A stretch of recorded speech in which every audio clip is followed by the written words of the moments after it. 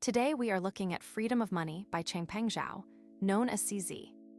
This is the CZ book, a founder memoir about Binance, crypto, regulation, resilience, and the idea of financial access. This episode is part of a series on market-proven financial literacy, artificial intelligence, and technology books. The goal is not to replace the book. The goal is to help you decide why it matters, who wrote it, what the big ideas are, and what a practical reader can do with those ideas. Selection basis: 2026 CZ Memoir, official site states won in Bitcoin and cryptocurrencies on Amazon.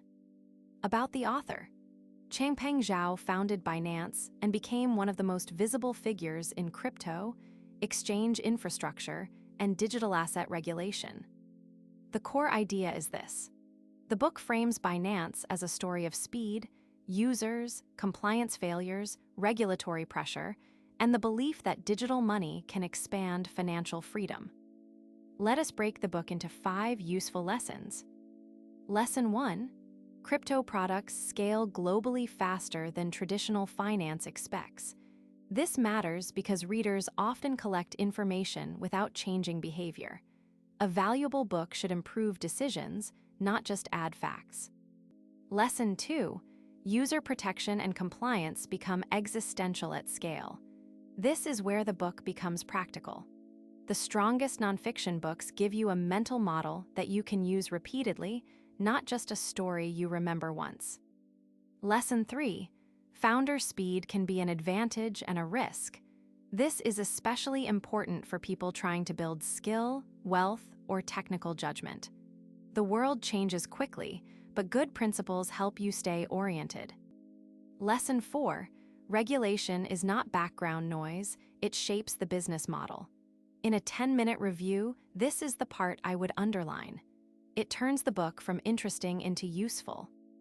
Lesson 5: Financial access is a mission, but trust is the price of operating money infrastructure. This is the long-term takeaway. The point is not to memorize the book. The point is to apply one idea this week. Here are the key points again in plain language. 1. Crypto products scale globally faster than traditional finance expects. 2. User protection and compliance become existential at scale. 3. Founder speed can be an advantage and a risk. 4. Regulation is not background noise, it shapes the business model. 5. Financial access is a mission, but trust is the price of operating money infrastructure. Now, how should a normal reader use this book? First, read it with a notebook, not just as entertainment. Write down the one idea that changes how you make decisions.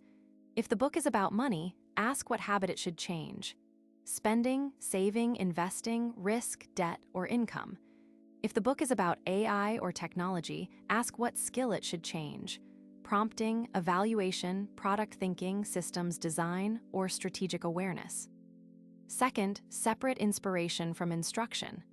A bestseller can motivate you, but not every lesson applies equally to every country, income level, tax system, industry, or risk tolerance. The smart reader adapts the idea instead of copying it blindly.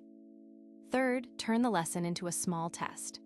After reading a financial literacy book, create a one-page personal money map: income, expenses, debts, assets, savings rate, and next action.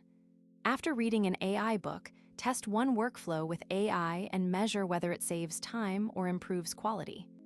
After reading a technology book, identify one trend that affects your career or business. Fourth, look for the tension in the book. Every strong book has a blind spot. Use it as a founder's primary source perspective, then balance it with regulatory and independent reporting. That caution does not make the book weak. It makes your reading stronger.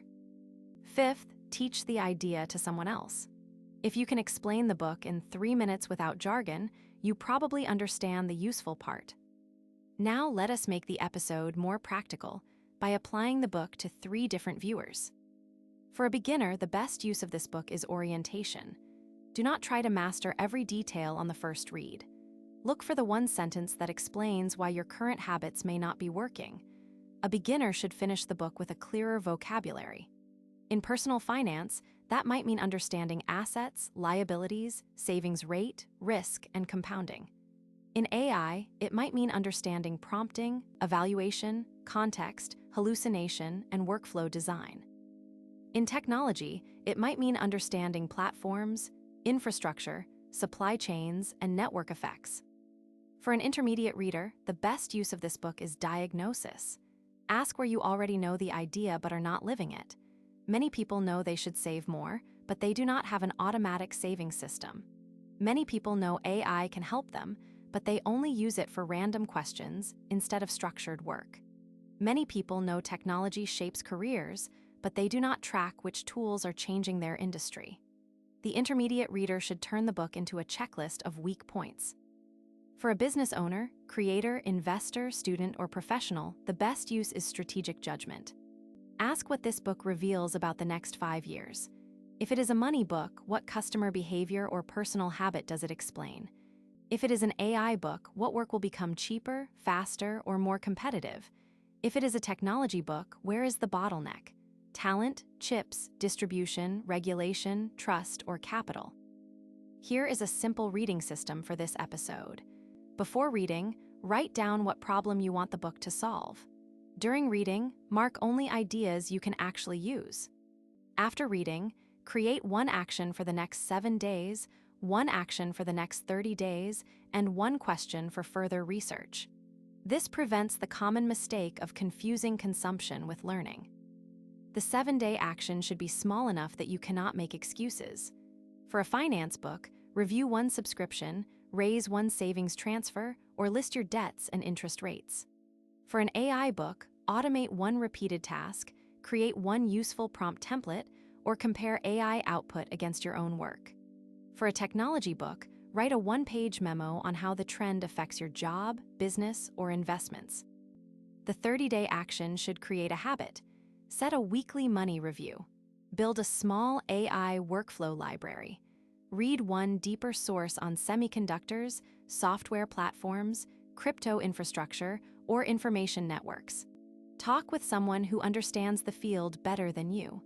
Learning compounds faster when it becomes social and repeated.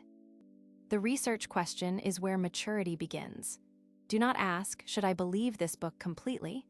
Ask, what would prove this idea wrong? What data would change my mind? Who disagrees with the author and why? A strong reader is not cynical, but not passive either. There is also a media literacy lesson.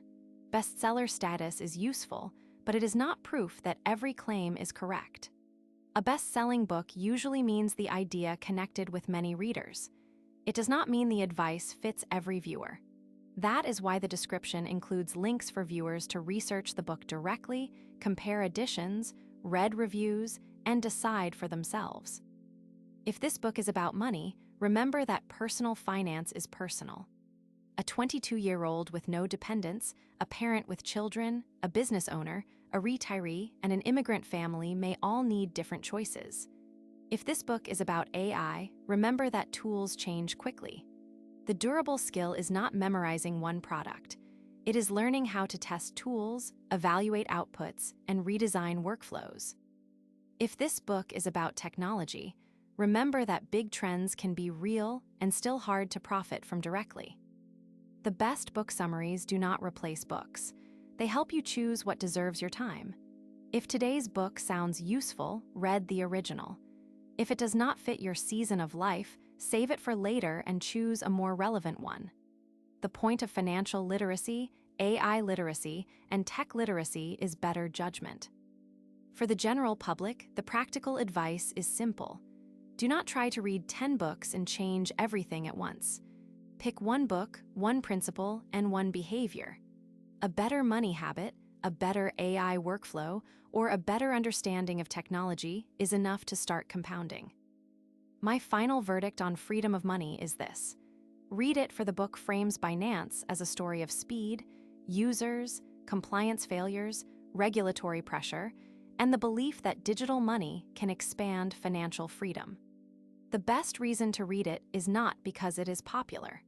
The best reason is that one idea from this book can become a better decision in your real life. In the description, add the official book link and a retailer search link so viewers can buy or research the book directly. No investment, legal, tax, or career advice is being given here. This is an educational book review designed to help viewers become more financially and technically literate.